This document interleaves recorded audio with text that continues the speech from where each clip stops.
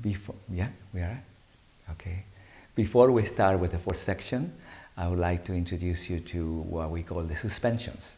The suspension was something that it was developed within the practice in order to assist the students to become more lucid and more connected and more sort of perceptive before the beginning of the study, before they start the practice. Especially, it's important to understand and practice this movement before the fourth section, because in the fourth section we're going to do a lot of rollings and movements that involve a lot of work within the hips and the lower back, and these suspensions help us to loosen or up. And it's informal. We don't have counts in it. We have a little bit of form to understand the structure of it, but you can do it to your own time, to your own tempo.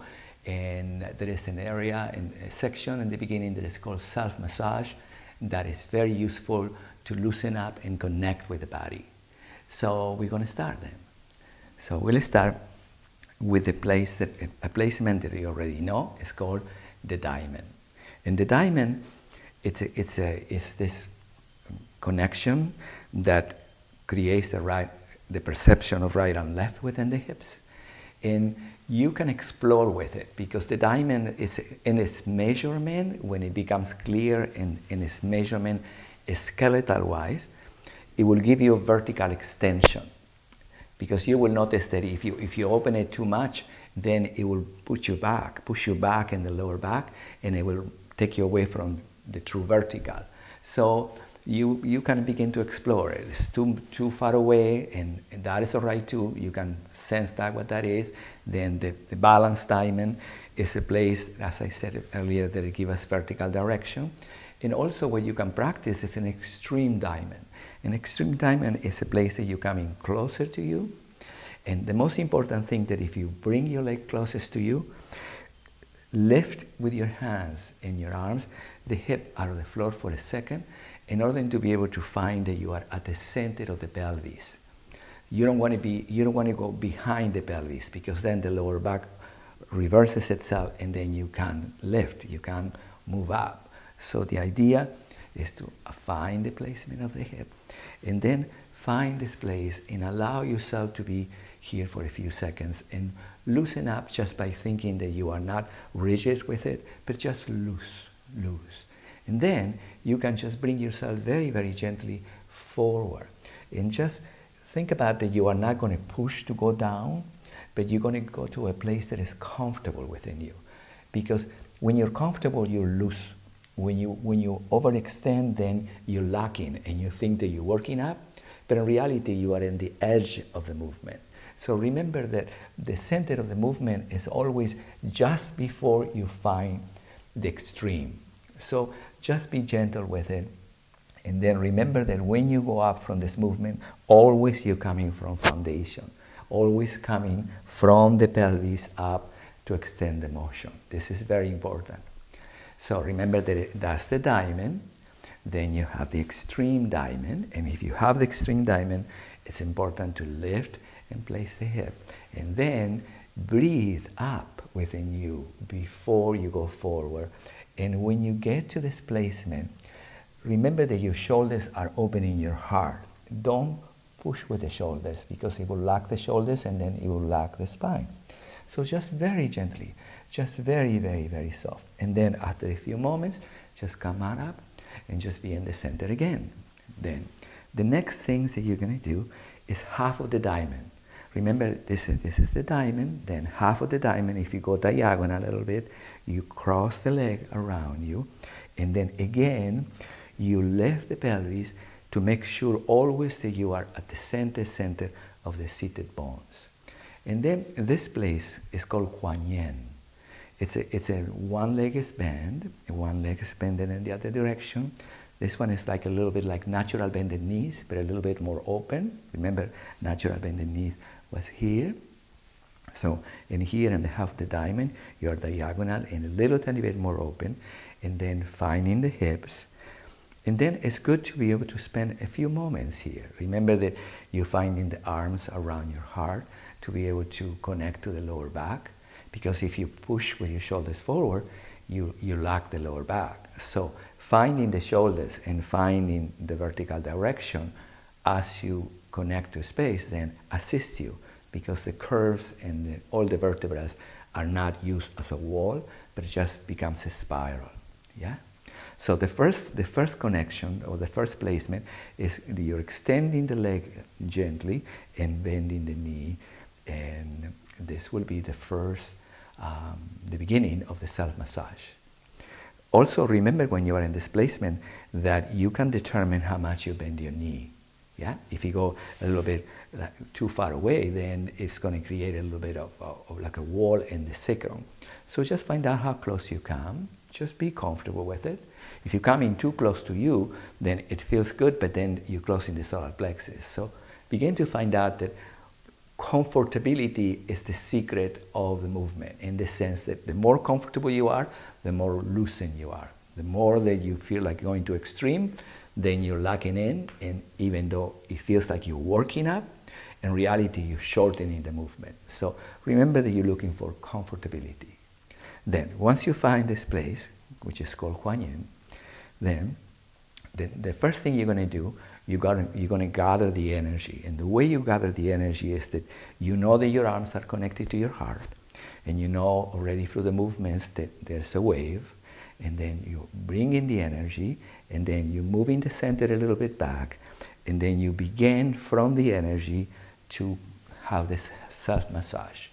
We're going to do self-massage in your legs in 4 different places: in your thighs, in your knees, in your lower legs, and in your feet. And we'll start in the thigh. When you start in the thigh, you gather the energy, and then, as I said, you start massaging. Now, massaging, it's important to understand that 2 things are happening. You're massaging from without, which is your arms are really actually moving your muscles and finding places that the muscles may need to release or they're hard. But also you are concentrated from within by the placement in which your spine and your legs, the placement that you are coming into correspondence in a space will determine that the massage is not only in the surface, but it's also directed internally through you. So you're doing 2 things. You massage the surface and you release the internal directions of muscles, because there are many layers of muscles within your body. So the first one, you know, the thighs, we all get tight a little bit in the thighs, and you can spend as much time as possible with it. You determine how much time you spend time with it. Once you finish your massage and you start feeling that your upper arms and your shoulders are getting tight, all that you're going to do is just release the shoulder and then go back to the energy again, and then start massaging again. Remember that you don't want to get tight when you massage. You want to loosen everything, because becoming loose in your legs is becoming loose in your shoulders everywhere. So the first one is the thighs, as I said. Then after you feel like you have worked out, and sometimes you can pad a little bit your legs. You can pad it in a way that is hollow, so it can release the tension with it, if there's any tension with it. And then after you feel like you have worked the thigh, you bring your knee up, and then you're going to be, your knee is close to you, then your leg up, like almost to natural bend the knees again, even though it's a little bit diagonal. And once you bring the leg up, you may need to adjust the other leg.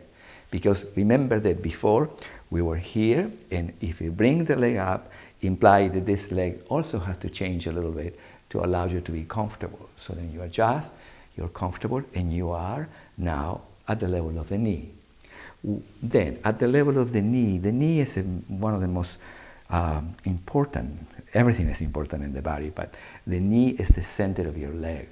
So you need to love it and pay attention to it, because it's a beautiful hinge. The knees and elbows are fantastic inventions within the physiology that it needs to be constantly pay attention to it. So you massage it, and you can go around, you can go through, it's like a hinge, you can move it. So bringing attention to it. And the attention that you bring into the knee, it comes also from the centers. Remember the 7 centers? So it's not that I'm just going to work the knee and mash the centers. On the contrary, the more that softly I open the centers, the more powerful is my massaging of the knees, because I'm massaging from the 7 centers, so I'm opening the space within the body at the same time that I'm releasing and loosening the surface, which is the knee. Yeah?